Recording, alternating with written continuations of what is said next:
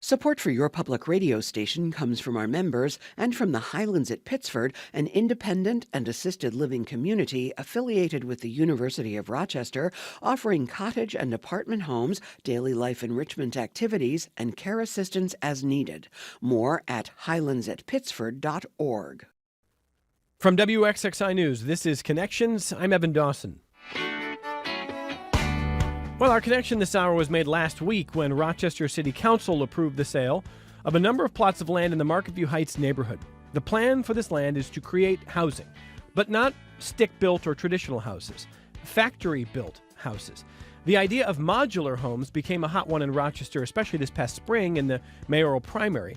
And of course, Rochester is just one place in our region where home values are soaring. Builders tend to say there's not a great return on the investment of building new.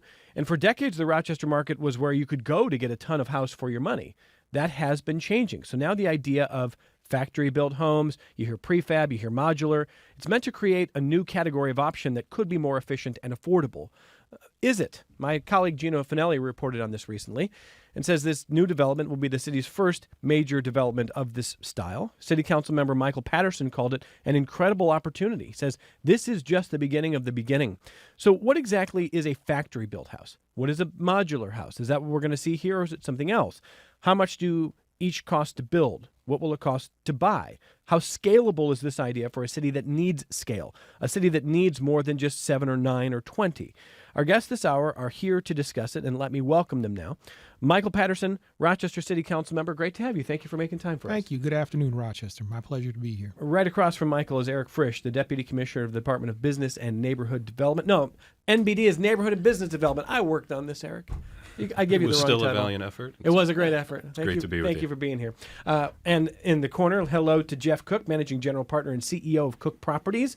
Thank you for taking time for the program. Thank you. Thank you for having me. Next to Jeff is Mark Cohen, who is Vice President of Government Affairs for O'Donnell and Associates. Welcome to you. Thanks for being here. Great to see you as always. And my colleague Gino Finelli is going to hang out with us this hour. WXXI News investigative reporter who's been working on this issue, among many others. Thanks for being here. Thanks for having me. So, Gino, your reporting brings us up to speed on this, and we're going to talk a little bit this hour about how fast government moves or doesn't. Often government does not move very fast or has reasons that it can't move very quickly. Do you see this as one that's in the category of the government is moving pretty quickly? I think it is, and I think that it's for a pretty critical reason. I mean, you look across the state, and, you know, in this context of Governor Kathy Hochul just put towards $50 million for developing 200 of these projects across the state. Starter homes is what they're calling them. We're in a really tough housing situation right now as a state. As a country, really, but in Rochester, before coming here, I was just taking a walk on North Clan in Councilmember Patterson's district, and you go through the neighborhoods and you'll see vacant lot after vacant lot after vacant lot, and if you go through the court paperwork, you'll find there's demolition orders against derelict landlords that end up with houses that burned and then need to be torn down, houses that became unlivable and needed to be torn down. All of these things. And what do you end up with there?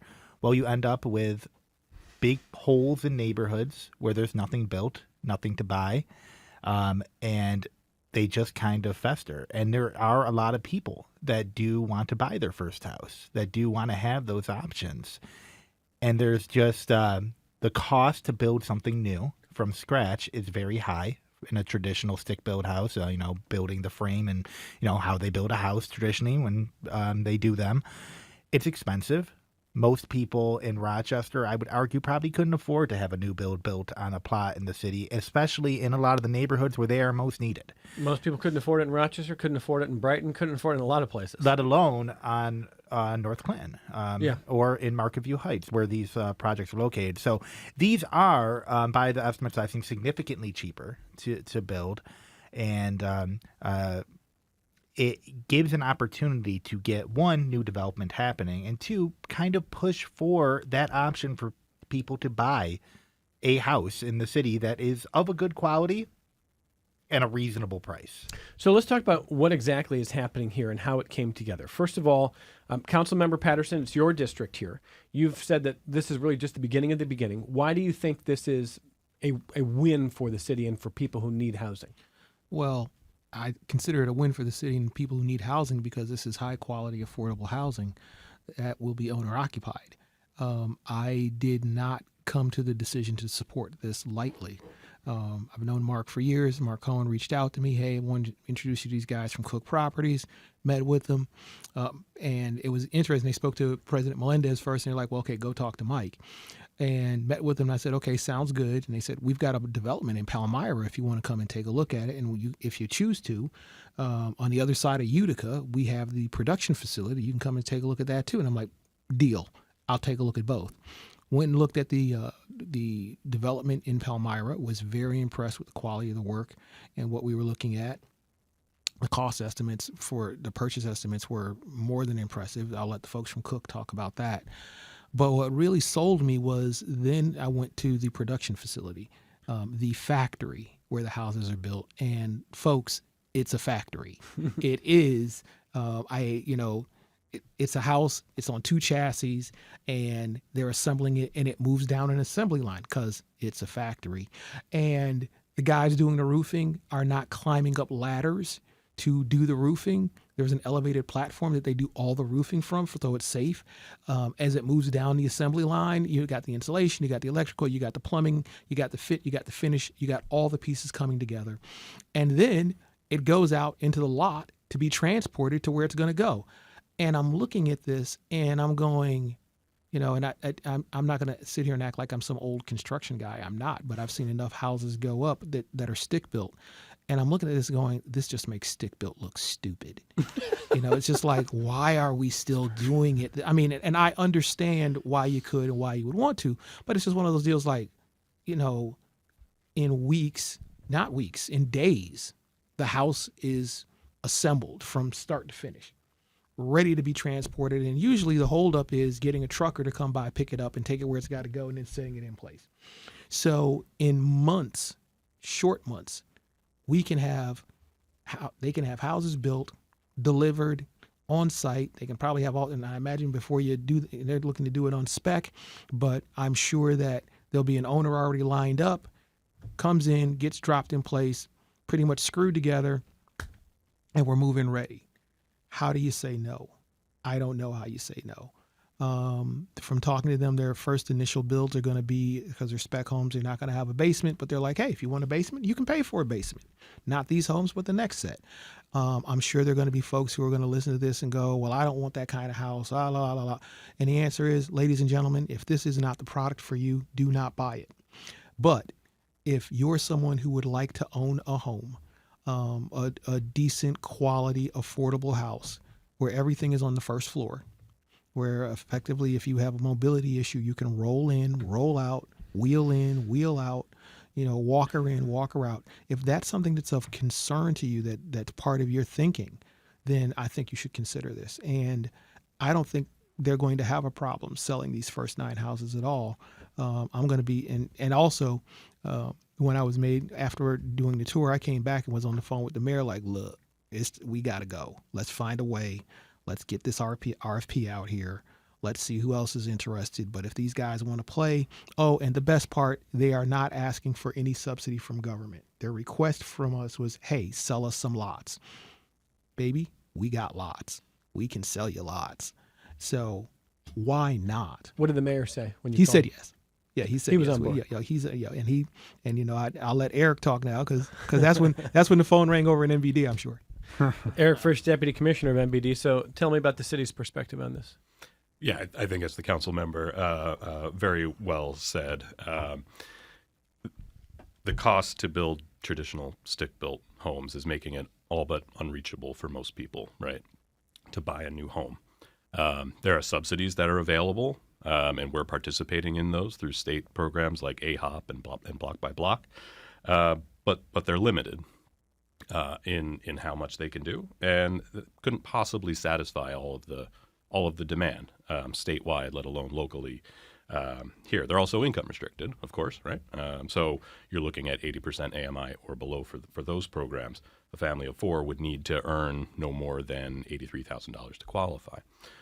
So important, critical part of the market, but there's a whole lot of the city that's being shut out. To make those homes affordable, those stick-built homes, you're talking about subsidies that are at $300,000 worth of subsidy to make those homes affordable. So obviously that's not really sustainable in the long run at the scale that we need. And so we need to look at alternatives. So as the council member said, we have gone out as staff. We've got a great professional staff at the city on the housing side, in buildings, in zoning, to take a look at what are the manufactured products, what are the modular products, what's out there. We can familiarize ourselves. And we said, let's get an RFP out there. It was really well timed given all of the interest and discussion taking place. Let's get a request for proposals out there for modular and manufactured home builders. We will put a series of clusters of home sites into that RFP, and we'll accept proposals and see what we get. And ultimately, we did get a number of proposals, but we selected Cook Properties. It's a proven builder. It's a proven product. They're ready to go. And so those 7 lots, those 9 homes, we're in the process of all of the mechanics behind getting these ready to go, and we're really looking forward to working with Cook and seeing how it goes. So let's make sure we understand some terms here, because you've been hearing factory built, you hear modular. So I think of it as factory built's the bigger umbrella. Modular falls within those. In this case, we're not talking about modular homes. We're talking about manufactured homes. Jeff, can you do some terms for us and describe how this happens? Sure. So, under that the umbrella of factory-built housing, we have modular housing, which modulars are built also in a factory, but they're built as modules. They do not have a chassis or their own mode of transportation. They're lifted onto a flatbed trailer. They're delivered to the site, and then they are craned onto the site and put together, essentially like Legos. You can kind of think of them that way. Whereas manufactured housing, which is what our specialty is, those are built also in a factory, but they are delivered on their own chassis. They have their own axles and wheels. Once the home is delivered to the site, the axles and the wheels are removed, but the chassis stays because that serves as the part of the foundation for the home. And so in this case, you've got 9 homes that have been on order, I guess. Is that the right term? We haven't ordered them yet, but we do have what we want to order picked out. These are slab ranches. Is that right? They are 1-story ranches. Yep. So no basement. So slab No ranches. basement. And how many square feet? They're going to range in square feet between 12 and 1,500. 12 and 1,500. 3 bedrooms, 2 baths. 3 and 2. 2 full? Yep. 3 and 2 Yep. full. Yep. And take me through a little bit of what it actually means, some of the financial numbers, what it means for you, because this is a first toe in the water, and you are not a charity, you are a business. You will do this if this makes sense. Why does it make sense to start this to at least see for you? Volume. I mean, we are a for-profit company. We own manufactured housing communities throughout the state. This is a new endeavor for us. We primarily came to this as a way to help the city and help low-income residents to afford housing, to afford their own home. I grew up in a home, myself with my family. We have a home now, and I can't imagine not having a home. We understand how important it is to have a home, how important it is for the society at large, how important it is for the economy, and the reason being is the homeowners in general are again better citizens. They pay their taxes better. They're just everyone. Most people want to have a home, and the qualities that provide for successful home ownership are good for the overall economy and the society. One of the things that we've learned through our manufactured housing land lease endeavors, we try not to own any of their homes in our communities. So they are land lease communities. The residents pay us lot rent. But we've also found, as I mentioned earlier, that through statistics that the residents that own their own homes are better lot payers. They take better care of their lots. They take better care of their homes. So we wanted to promote that. What is the possible future investment here? This is 9 homes, but are we talking in the future? You can envision doing what kind of scale for the city? Hundreds. Literally hundreds. Literally hundreds. I mean, as we know, the city has approximately 3,000 vacant lots that are owned by the city. My goal would be to do 100 homes per year for the next I mean, we could do it for a long, long time. Maybe we do more than 100. Right now, we do 120 to 150 brand new homes in our land lease communities throughout New York State. So again, all over the state. Doing 100 to 150 homes just in the city of Rochester for us would be, it would be, I don't want to say easy, but we could do it. Okay. And so, Gino, in reading your reporting, one of the reasons that Michael's quote, "This is the beginning, beginning," stuck out to me was, if this becomes the only story, it doesn't put a dent in housing, right? I mean, there has to be scale. There has to be a solution of some kind that goes beyond 7 or 9 or 15 or 20. Oh yeah, 9 houses does not make a difference in the housing issues that we have here. But if it proves effective and it proves to be an attractive thing that people can invest in, then yeah, it can grow from there. And I think that we are in the kind of position where we desperately need that. Like, we need an alternative to the way the housing market here, especially particularly for first-time home buyers, has functioned. And again, this is not just a Rochester issue. This is a national housing problem that it's becoming particularly increasingly inaccessible for people to buy their first home due to just the cost of housing going up and the cost of a new build being so astronomical. This is an alternative that could make a difference in that. Yeah, I mean, I haven't checked Zillow's sort of heat index in a while, but Rochester was at the very top of, growth in terms of prices and numbers, and the challenge for new buyer, for home buyers. Sellers, great, but if you're a seller who still has to buy something, it's not so great. I mean, it's been tough for a while for buyers. I mean, I could say personally, I'm a renter that lives in the city that would like to buy in the city, and I have a good, stable job. Yeah, well. Yeah. Hey. Yeah. Well, I have a job, and it's not looking good out there. It is tough, and that is the reality. I think a lot of people that are my age that are probably thinking about buying their first house are coming up against, and that's it's a tough prospect. Well, average age, as Mark Seawick told us recently on this program, average age of a first-time home buyer in our region is now 39. It was 28 a generation ago. It's a huge, huge jump. And that's, to Jeff's point, probably not a sign of a healthy market that people would want to arrest or reverse. Let's talk some numbers, but before we jump into the actual numbers, I want to ask about the actual goals here. So, Michael, I want to ask you as a member of council, when you think about the housing problem we have, is the goal of this project, which is the seed of hopefully something bigger, everyone is saying, is the goal to create more housing stock? Is it to create a housing stock of affordable prices when everything else is insane? Is it to maybe arrest the trend of upward prices and try to eventually bring the market back to some sort of sanity? I mean, how would you describe the goal here? All of the above. I mean, that was easy. So look, I've been advocating for quality, affordable housing for the longest. The main work of the advocacy was rental housing, because that's where everybody starts. Nobody, as a general rule, unless mom or dad gives you a house, nobody starts out as a homeowner. And so as we're doing that work, I look back at my own life and how I transitioned from living in affordable housing, not even knowing what affordable housing was when I first got married. It's like, hey, we got to live somewhere. We applied to 10 Manhattan Square. We got accepted.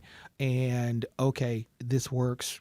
And everything was included. Great, wonderful. As time went on, wife, kids, went down to recertify one day. They were like, okay, dude, you got to move. I'm like, what do you mean we got to move? They're like, look, it's you, your wife, 3 kids, and you snuck your mom in, and you're in a 2-bedroom apartment.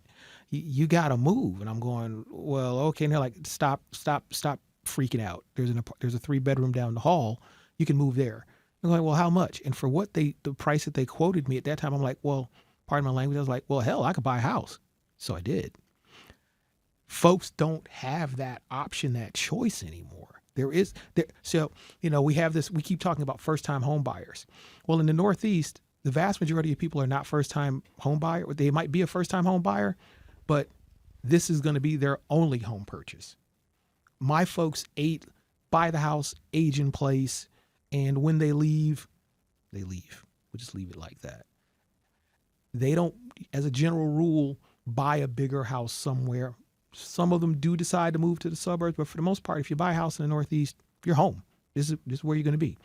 So when I don't have housing stock, it's hard for people to make that transition. And you know, in the Northeast, the vast majority of folks are working class. We're poor, we're working class. I got to have options for people to have that housing stability. Look, I kind of joke that like my mortgage, I'm just going to say my mortgage is less than $600 a month. Double house. You know, I moved my mother-in-law. My mother-in-law used to live with us. My whole family's there, was there. Son recently moved out. $600 a month. I joke that I could pick up cans and pay my mortgage. My son pays more in rent for the apartment. He almost pays double for his 2-bedroom apartment than I pay for a 2-family house. Right. It is imperative that we create more owner-occupied opportunities. Just the income stability I have. You know, everybody's talking about generational wealth, more like generational stability. This is in Black and brown communities, it's the family house. And a lot of times you'll find families where, you know, auntie, grandma, whoever paid off the house, somebody needs to stay there. Okay, go stay there. That house gets transferred back and forth to those families. We don't have them. We don't have enough of them. So whatever we can do to increase the housing stock in any way we can, more rental, more owner, more everything, the answer is yes. And I'm intense about yes. You know, how do we get more? What do you want to do? Sounds good. Let's go. You know, shared housing, let's go. You know, supportive housing, whatever supportive housing, right. Housing first option, whatever. Let's go. Yes, yes, yes. The Northeast is open. Come on in. Deputy Commissioner Frisch, you heard my colleague Gino Finelli say earlier that, you know, when people see these vacant lots, they often think, well, this is an easy thing. Just build there. You get all these lots now. There's how many vacant lots in the city? I mean, what's the number? I believe it's around 3,000. 3,000 lots. So people go, well, that's, you know, there's 3,000 houses. Just from the perspective of the city, I'm sure Jeff could weigh in on this too, but we're well past the point of just asking builders, like, here's a lot.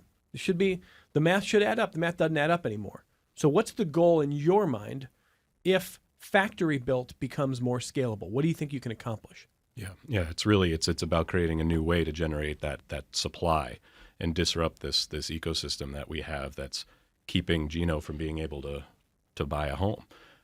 Gino and thousands of others like him that are shut out of the market right now. When people are stuck in the home they are in, they're preventing somebody else from being able to move into that home, and it just cascades from there. I wish it was as simple as saying, we've got 3,000 vacant lots, come build on them, and everybody would build. There's a lot that goes into that. There's a lot of work to prepare a lot for housing construction. Some of that work is on our end. Some of it is on our development partners. But if we can identify these products, demonstrate that they work, they bring the cost down, the time to bring them to market, we can start to really make some of these, hopefully hundreds of these lots, turn them into owner-occupied home sites. Jeff said they could maybe do 100 a year. Is the city good with that? I mean, like, do you think that's plausible? We certainly think it's plausible to build hundreds of owner-occupied homes across the city. Every year. Why not? The market is there. And I think the market is there for affordable. The market is there for market rate, and we've got to do all of it. I think about Michael's point about what your mortgage is. And I think about right now, if you're in the market to buy, this is such a hard time because it wasn't that long ago that what Michael is describing was much more widely available. Oh, yeah. This is a timing issue and a wow, things changed fast issue for a lot of people who thought, okay, maybe I can't buy a house in 2020, I'll buy one in 2025. Mm-hmm. And all of a sudden, bang. Gone. You know, if you saw the price, what the mortgages on my street versus what people could get today, probably same for you, it's incredible. It's incredible, the difference. I look at some of the listing prices for houses in my neighborhood, and I look at what I paid for my house, and I'm going, what kind of mortgage fraud is going on here? And it's not. It's just, look, Rochester's always been cheap. The difference was the world didn't know that we were cheap. So now you've got folks who live in you got the folks who live in California with a itty bitty little bungalow that would be, a two family house in California. It's $1 million plus. Well, they look at Rochester and, hey, I can take the equity in my house and buy 3 here for nothing, and I will, and I'll get some rent money. And that's a whole nother problem and a whole nother show. But we've been discovered. And because, folks, you can work from home and work anywhere in the world now, why not live here? Why not buy here? I can camp out in this beautiful house in a nice neighborhood. I can get wherever I got to go. I got a nice little small medium airport to fly out of. I can go where I got to go, do what I got to do, get back home and still bank money. Where we've been discovered, and most of upstate's been discovered. And one other thing I want to mention too is that, there are folks out here going, I don't know, it sounds kind of shady. Look, it's not just us. It's funny is that we're pushing forward with this pilot, but the state in its infinite wisdom supported this in happening in Buffalo and Syracuse first. How they missed us, I do not know, but they did. And their units are up and running and getting ready to go. I think Syracuse has got delivery of housing. I think Buffalo's on deck 420 already. There's an RFP out that's going to be coming out for the 50 million. There's another the 50 million. Move in New York. Right, move in New York. We're looking to. I'm sure we're looking to pursue that. Eric, we're looking to pursue that. We're definitely looking to pursue that. So we can get some more money to scale this out there. But look, we are doing traditional stick-built housing. Before my committee, we'll be talking about it on Tuesday. We're handing some more money to Habitat for our buy the block program, and it's because the housing costs went up. And we had the committee review meeting of it yesterday, and I'm looking at the legislation, and one of the tables is like we're spending. It's going to cost $500,000 to build a three-bedroom house in the Southwest. And I'm like, your eyes just water. Now we're going to subsidize the heck out of it to get it down to affordability. But what? $500,000 to build? Ladies and gentlemen, I humbly submit to you that without a subsidy and a $500,000 cost, no one's going to build a market rate. No one's ever going to build a market rate house in Rochester, because no one is going to say, and I think it would be challenging to say that there's any neighborhood in Rochester that most folks would say, I'll pay $500,000 for a standard regular house. Yeah. Just like, nah, I don't want to play. So after we come back from this break, we're going to talk about what these houses are going to cost, what these factory-built houses. We'll talk to Jeff. We'll talk to our guests about what the numbers look like, what they expect the market to be. Again, we're talking about factory-built houses. You often hear modular. These aren't technically modular. Modular is in the family of these kinds of houses. These are manufactured houses, but similar. And it is a small scale that they're starting with. 9 houses in the Market View Heights neighborhood that, if this works, the city of Rochester has aims of doing this by the hundreds in the not-too-distant future. I also want to hear from Mark Cohen on the other side of this break about how, does this line up with what's happening in Buffalo, Syracuse? Is there state money for that? I mean, what does the governor's agenda actually look like? What does legislation do? Because the question on how you build housing affordably, I was going to say cheaply, forget cheaply, just not exorbitantly across the country. It's a problem in California and it's everywhere. So we're coming back. We're talking about what's happening here and what may be next based on how this whole project goes. We'll come right back. Support for your public radio station comes from our members and from Jiva Theater, presenting singer Nicole Henry in the concert Voices of Broadway, an event to celebrate Jiva's arts programming.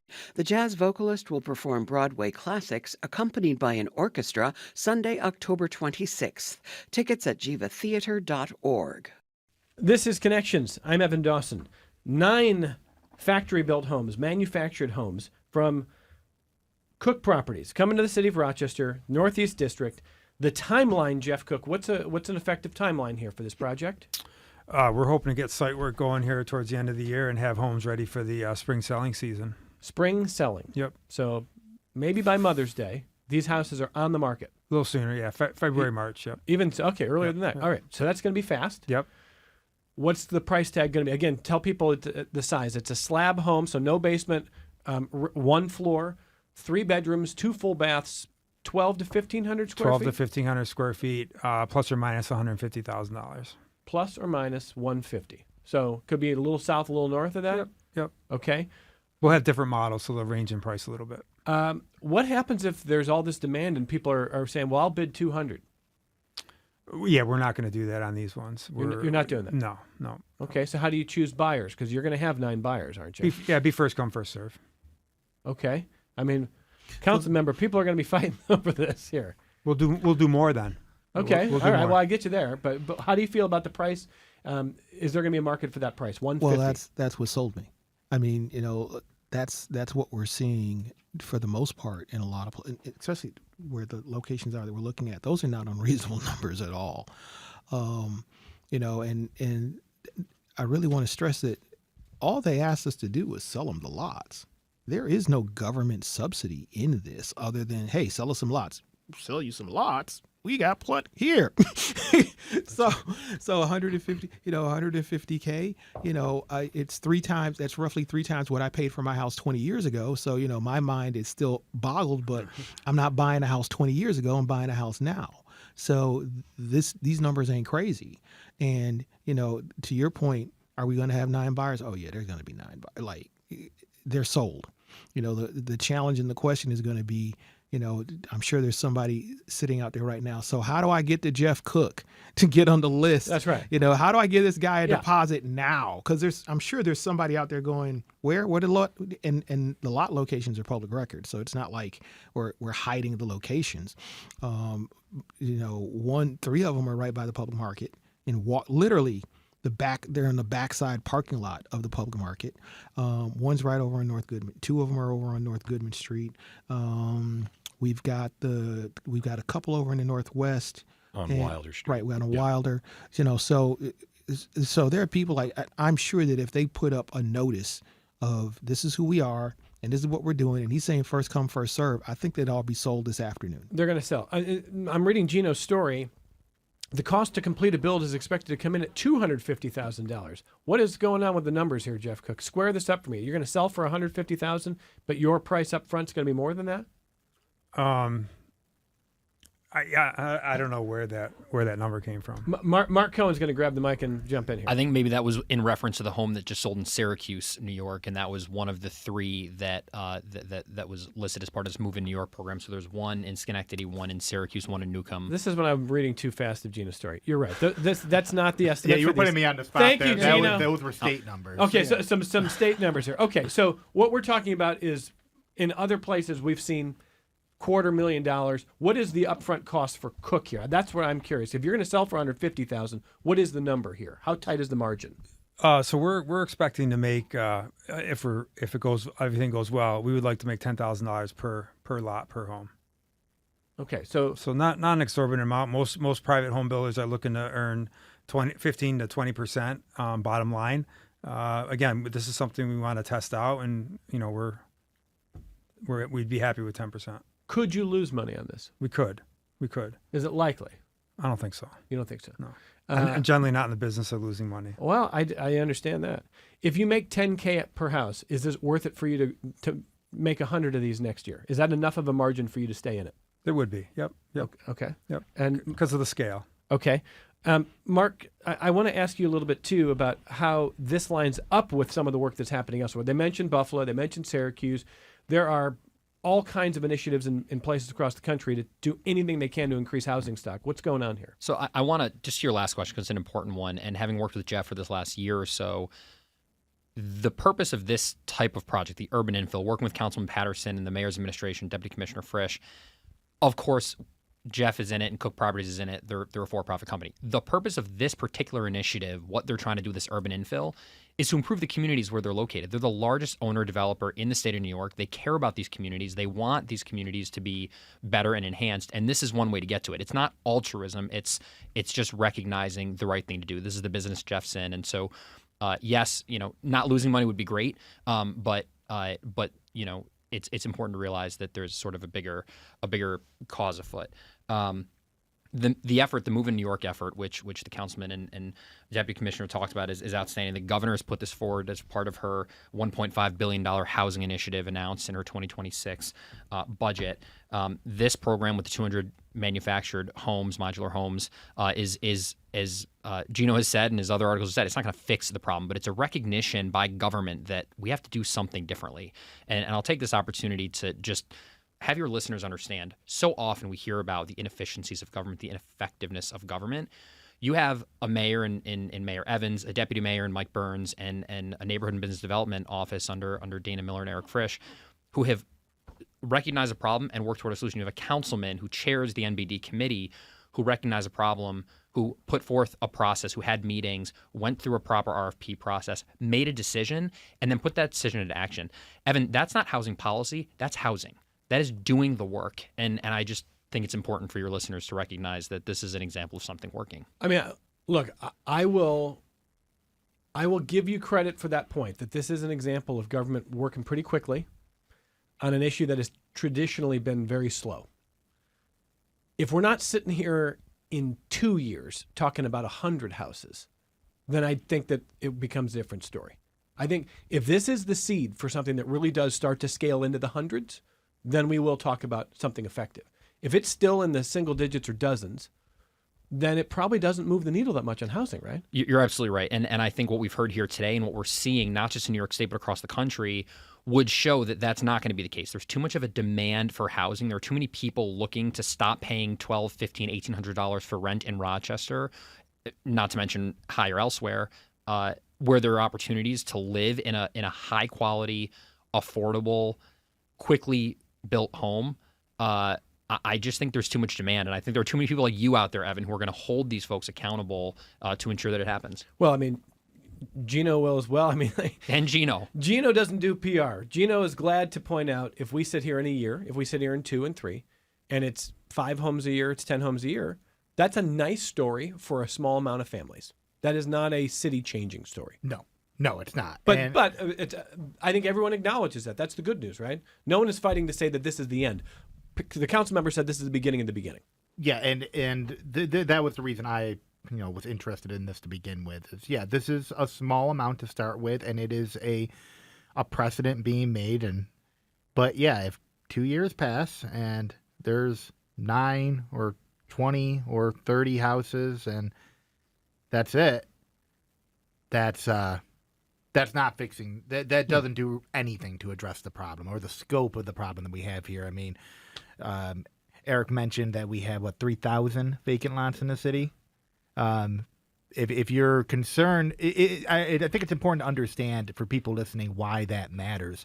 When you have 3,000 vacant lots in the city, that's 3,000 places that are not where people live.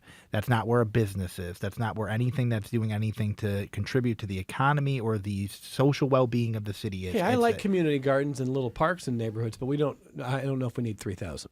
I think we need some houses. I think we need some houses, and I think if you care about the health of the city, whether from an economic standpoint, from a crime standpoint, from any real standpoint, we need housing development, and we need it to go to people, not just developers who want to, buy up a house for $350,000, paint it primer gray, then rent it out to a bunch of college students. We don't need more of that. We need people to be able to buy their houses. Okay, you agree with that, Deputy Commissioner? Yeah, absolutely. And we know that residential blocks that are a supermajority of owner-occupants are more stable. That stability then leads to all of these quality of life factors improving. So it's important. The mayor has always said, I want to get this home ownership number up.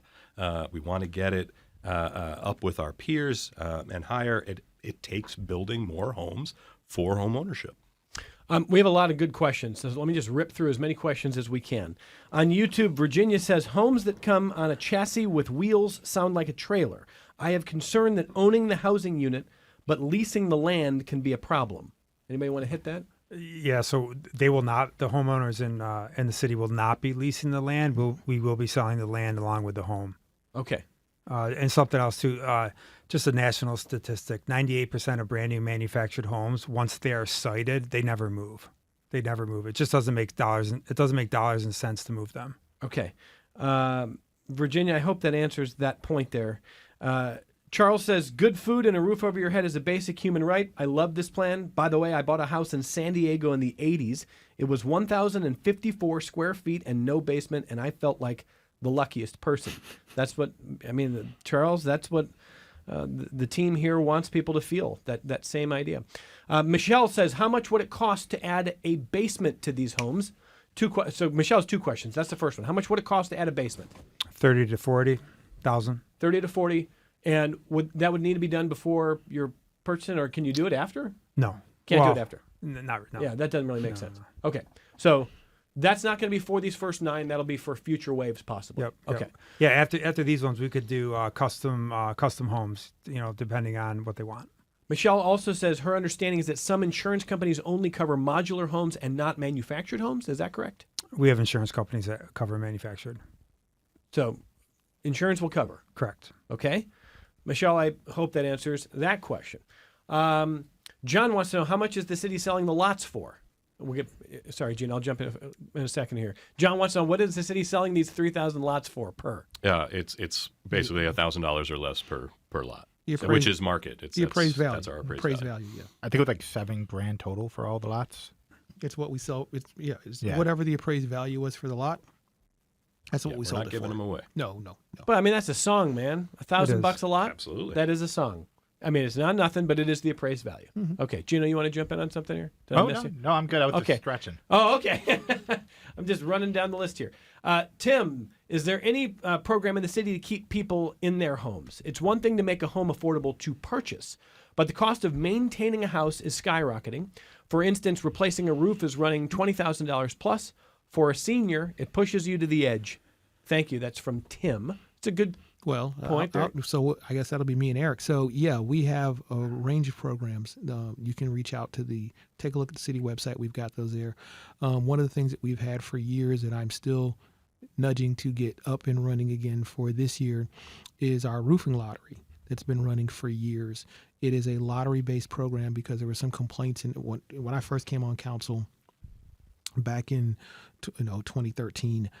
There were complaints from the community like, hey man, it seems like you guys do this roofing program and the money shows up Monday at 9 money's available Monday at 9 a.m. and by Monday 9:10 all the money is gone. This doesn't seem fair.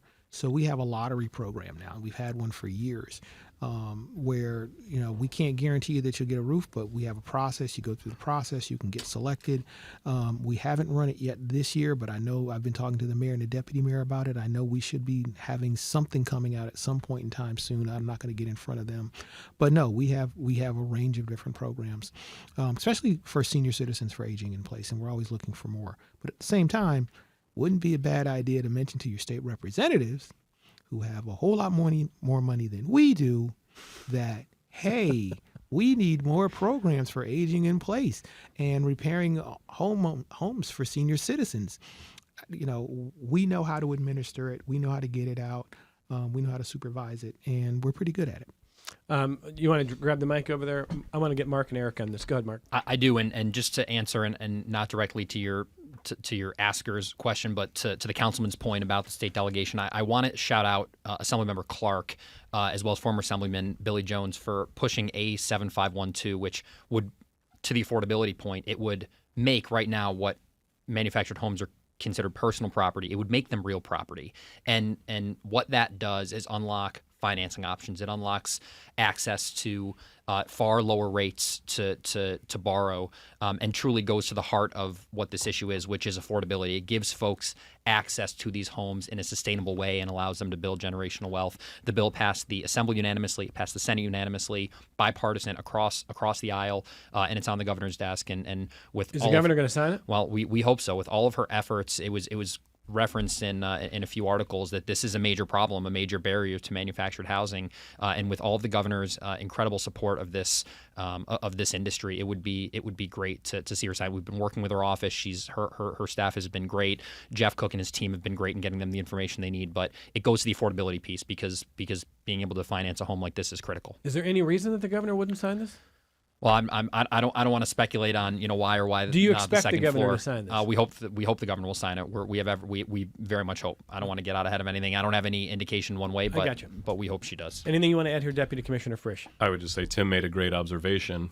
Keeping owner occupants in their owner occupied home is a big part of the challenge, right? And making sure that we have the programs and the resources to help with those rehab, roofing, lead abatement, and all of the other programs that we offer. Big part of that. Okay, we're going to get as many as we can here. We got a lot of good questions and phone calls here. John and Edward next on the phone. This is John on the phone in Rochester. Hey, John, go ahead. Hi. What are the efficiencies involved? What number of man hours does each mode of production involves? Good question. How efficient? How many man hours here? I can't speak to the exact number of man hours, but just to give you some comparison, a site built house, you're looking around $300, $250 to $300 per square foot. Manufactured housing, you're about $100 per square foot. The reason they're so efficient is, as Councilman Patterson mentioned earlier, our homes are built in a factory, built in an assembly line on an assembly line in a factory, whereas site built homes are just a much less efficient process. Okay. Did that cover it, Mark? Did he do a pretty good job there? Did a great job. I just wanted to also point out how sustainable this is, whereas most homes that are undergoing, renovations have a huge dumpster in the front that's emptied multiple times. An entire home will be, the waste will be in one 60-gallon toter. That's it. Katie wants to know, if you walk into one of these homes, would you know that it is factory built? She said modular. These are not technically modular. But they're in that family of factory-built homes. Katie wants to know, if you walk into one of these homes, does it feel like any normal stick-built home? Yes. As the guy who walked into them, yes, it feels there's, unless they tell you, you're not gonna know. There's no, it's like the fit and the finishes and the material, it's all there.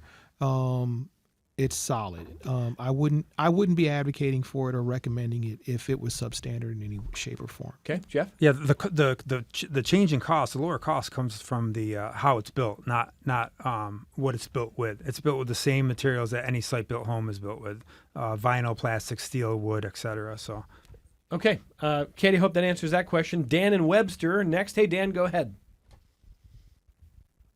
Are you there, Dan? I missed it. That was user error. Dan, start over. That was my fault. Go ahead, Dan. Okay. Similar question about the construction, because I heard modular, then I heard manufactured, then there was a question that related to a trailer on wheels. This is built on the concrete slab, correct? This is not on a steel frame with wheels like a trailer park. Jeff? Yeah. So no, that is how it's built. It's built on a chassis. It is delivered on wheels. Once it's sited on the concrete pad, or the footers, the foundation, the wheels and the axles are removed, which become part of the permanent foundation. Does that answer the question, Dan? Yes. So there's a short height of skirting all around the base of this. That's correct. Trailer that's on a steel chassis minus the wheels. That's correct. Yep. And the skirting that we use these days is you can barely tell it's skirting. It has decorative features. It can be made to look like brick. It can be made to look like shaker siding. You add some landscaping, and it looks, again, no different than a site-built home. Okay. Dan, thank you very much for the phone call. Abby emails to ask, are these homes going to gentrify the neighborhoods where they are going to be built? What do you think about that, Councilman? I don't think that's the case at all. I think if you go back and again, our locations where they're going are listed, you look at what's the sale price in those neighborhoods right now, it's about comparable. I just don't see that happening. I just don't see that happening. How do you define, can you give me like a 20-second definition of gentrification? Is that possible? Well, in my mind, gentrification is when you run out the people that already live in the neighborhood and you replace them with people who don't live in the neighborhood. But when I'm looking at where we're looking at putting these, two houses off of North Goodman is not going to fundamentally change the scope and life of the neighborhood. 3 houses off of Scioto Street is not going to significantly change the scope and feel of the neighborhood. Same thing over on Wilder, and I think we've also got one over in the South District too. I don't remember, but no. So with these, no. The challenge though is as we go forward and we work with the state to grab those subsidy dollars, how do we structure this in a manner and form so that the people who live in the neighborhood who are renters have access to this opportunity? That's the main point. And, it's kind of funny because we've already got some existing structures in the community. We've got an organization called NACA that I helped to attract to Rochester. They've been here for years. And part of their challenge, is the challenge that everybody has. There's no inventory out there. So, right. I'm not really, as a general rule, I'm not seeing this gentrifying, okay. all of a sudden changing the whole face and form of a neighborhood. All right, last minute. Gino Finelli, what are the questions you have going forward now? Going forward is, I'm keeping an eye on them actually getting built through the spring, and then what comes next. I mean, will it hit that point where we're doing hundreds a year? I mean, Yeah. or 100 a year? Yeah. That's the question. I think that's an unanswerable question right now, but it's going to be interesting to watch. And honestly, anything that's going to get development to happen for homes, I think could ultimately be a good thing if it works. Will you all come back in 6 months and talk about what's happened? The same panel should come back because I want to see what those final sale prices are, how close they are to 150. I want to know by the spring, is the city of Rochester so satisfied that they've ordered 100 from you, or 200 or 50? I mean, I want to see, is that too aggressive, Deputy Commissioner? A timetable? I don't know if we'll be the ones doing the ordering, but no, I hope that's not too aggressive. Well, I think a better question would be, if we come back, what is your RFP status? How many lots do you have? Are you on offer for this type of development? And what is your plan for subsidizing costs? Because part of the thing is, for lack of a better way of putting it, when government gets more involved, the price goes up. So in an instance where all we have to do is sell you lots, you get one price. In an instance where we start making demands on what you're going to be putting into the property, the cost goes up. There may well be some subsidy in there, and that may well impact how many we can do and when we can do them. Will you come back and talk to us Yeah, sometime sure. soon? Thank you very much, Councilmember. Thanks for sharing your time. problem. Deputy Commissioner Frisch, thank you for sharing your time. Thanks for having me. Jeff Cook from Cook Properties, thank you, Jeff. Thank you. Nice having you. Mark Cohen from O'Donnell Associates, thank you, Mark. Thank you. Gino Finelli, great work as always. Thanks, sir. Thank you. More connections coming up.